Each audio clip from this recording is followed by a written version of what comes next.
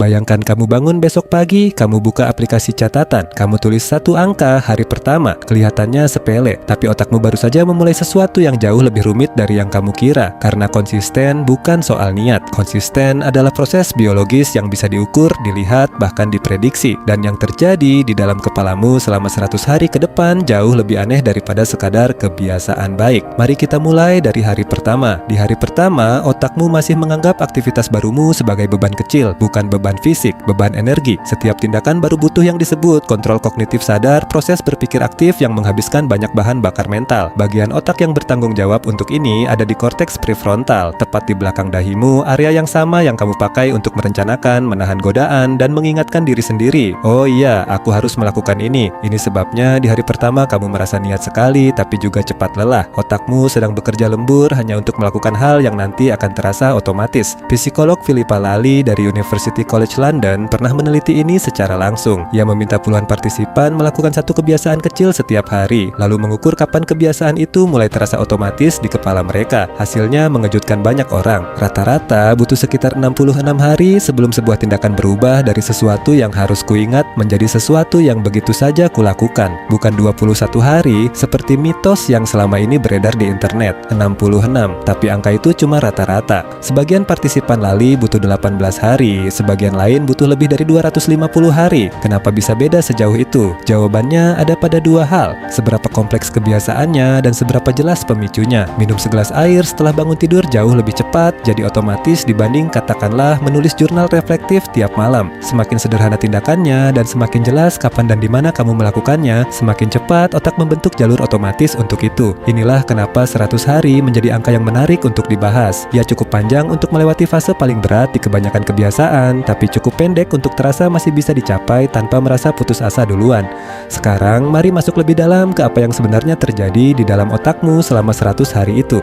Setiap kali kamu mengulang sebuah tindakan pada waktu dan konteks yang sama, otakmu memperkuat jalur saraf tertentu. Bayangkan jalur setapak di tengah hutan. Di hari pertama, rumput masih tinggi, jalannya samar, kamu harus benar-benar memperhatikan kemana melangkah. Tapi setiap kali kamu lewat jalur yang sama, rumput makin terinjak, jalurnya makin jelas. Sampai suatu hari, kamu bisa berjalan di situ sambil melamun, karena kakimu sudah tahu jalannya sendiri tanpa kamu perlu melihat ke bawah. Itulah yang disebut myelinasi, proses di mana serabut saraf yang sering digunakan dibungkus lapisan lemak yang mempercepat sinyal listrik di dalamnya. Semakin sering kamu mengulang sebuah kebiasaan, semakin tebal lapisan itu, semakin cepat dan semakin otomatis sinyalnya berjalan. Ini bukan metafora. Ini yang secara harfiah terjadi di kepalamu setiap kali kamu memilih melakukan hal yang sama di waktu yang sama berulang kali. Peneliti B.J. Fogg dari Stanford Behavior Design Lab punya cara pandang yang sedikit berbeda soal ini. Menurutnya, kebiasaan bukan terbentuk karena motivasi besar. Motivasi itu naik turun seperti gelombang, dan kalau kamu menggantungkan kebiasaan pada motivasi, kamu akan berhenti begitu gelombangnya surut. Kebiasaan justru terbentuk karena tindakan kecil yang diulang di momen yang tepat, lalu disusul rasa puas yang instan. Fogg menyebutnya perayaan kecil, bukan pesta besar. Cukup senyum tipis pada diri sendiri atau kalimat batin, bagus, aku baru saja melakukannya. Rasa puas kecil itu memberitahu otak bahwa tindakan tadi layak diulang besok dan lusa dan seterusnya. Sekarang bayangkan kamu di hari ke-30. Di titik ini biasanya muncul fase paling berbahaya dari keseluruhan proses, bukan karena kamu kehilangan motivasi secara tiba-tiba, tapi karena rasa novelty, rasa ini masih baru dan seru, mulai memudar. Di awal, otakmu melepaskan dopamin dalam jumlah lebih besar setiap kali kamu melakukan sesuatu yang baru, karena otak menyukai hal-hal baru sebagai bentuk eksplorasi. Tapi begitu sesuatu berubah jadi rutin, pelepasan dopamin itu ikut menurun. Aktivitasnya jadi terasa biasa saja, datar. Dan di titik inilah kebanyakan orang berhenti, bukan karena gagal, tapi karena mengira rasa datar itu artinya sistemnya tidak bekerja lagi untuk mereka. Padahal justru sebaliknya, rasa datar itu tandanya jalur setapak di otakmu sedang benar-benar terbentuk. Ia berhenti terasa istimewa karena ia mulai menjadi bagian dari dirimu, bukan lagi sesuatu yang asing yang perlu kamu paksakan setiap hari. Disinilah banyak orang butuh sesuatu untuk bertahan, dan biasanya bukan motivasi tambahan yang menyelamatkan mereka, tapi sistem. Maksudnya, alih-alih mengandalkan perasaan, aku harus semangat hari ini, mereka menyandarkan tindakan pada rutinitas yang sudah ada. Misalnya, menempelkan kebiasaan baru tepat setelah kebiasaan lama yang sudah otomatis. Setelah menyikat gigi, langsung menulis satu kalimat jurnal. Setelah menaruh cangkir kopi, langsung membuka buku selama 5 menit. Trik ini bekerja karena kamu meminjam jalur saraf yang sudah kuat, lalu menambahkan cabang kecil baru di ujungnya. Lalu bagaimana dengan hari ke-66, titik rata-rata yang ditemukan Lally dalam penelitiannya? Disinilah kebanyakan orang mulai merasa merasakan pergeseran halus yang sulit dijelaskan tapi mudah dirasakan. Tindakan yang dulu perlu diingatkan lewat alarm atau catatan tempel, kini muncul begitu saja di kepala pada waktu yang sama setiap hari. Bukan karena kamu berusaha keras mengingatnya, tapi karena konteks di sekitarmu, jam berapa, tempat apa, aktivitas sebelum apa, sudah terhubung erat dengan tindakan itu di otakmu. Konteks itu sendiri yang memicu tindakan tanpa kamu harus berpikir dua kali. Ini juga titik di mana rasa harus mulai berubah jadi rasa kenapa tidak. Kamu tidak lagi bertanya, apakah aku harus melakukan ini hari ini? Karena pertanyaan itu sudah tidak relevan lagi, tindakannya sudah menyatu dengan jadwalmu. Seperti napas yang tidak perlu kamu ingat-ingat untuk dilakukan. Sekarang, apa yang membedakan hari ke-66 dan hari ke-100? Kalau kebiasaan sudah otomatis di hari 66, kenapa masih perlu lanjut sampai 100? Disinilah masuk konsep dari peneliti lain, Anders Ericsson, yang selama puluhan tahun mempelajari bagaimana orang menjadi ahli di bidangnya masing-masing, dari musisi sampai atlet catur. Ericsson menemukan sesuatu yang penting. Otomatisitas saja tidak membuat seseorang jadi jauh lebih baik. Otomatisitas hanya membuat sesuatu jadi mudah dilakukan, bukan membuatnya dilakukan dengan lebih baik. Yang membuat seseorang benar-benar berkembang adalah pengulangan yang disertai perhatian, yang ia sebut latihan sengaja atau deliberate practice. Bukan sekadar mengulang gerakan yang sama tanpa berpikir, tapi mengulang sambil terus mengecek apa yang bisa diperbaiki hari ini dibanding kemarin dan menyesuaikan sedikit caranya setiap kali. Ini artinya 100 hari konsisten bukan cuma soal membentuk kebiasaan otomatis, ya juga soal berapa banyak siklus kecil perbaikan yang sempat kamu lakukan selama proses itu. Orang yang menjalani 100 hari sambil terus menyesuaikan caranya, entah itu belajar lebih efisien atau berlari dengan teknik yang lebih baik, akan berakhir jauh lebih kompeten daripada orang yang menjalani 100 hari dengan cara yang persis sama setiap kali tanpa pernah mengevaluasi ulang. Dengan kata lain, 100 hari yang sama bisa menghasilkan dua orang dengan hasil yang sangat berbeda, bukan karena salah satu lebih berbakat, tapi karena satu orang mengulang secara sadar dan yang lain hanya mengulang secara otomatis.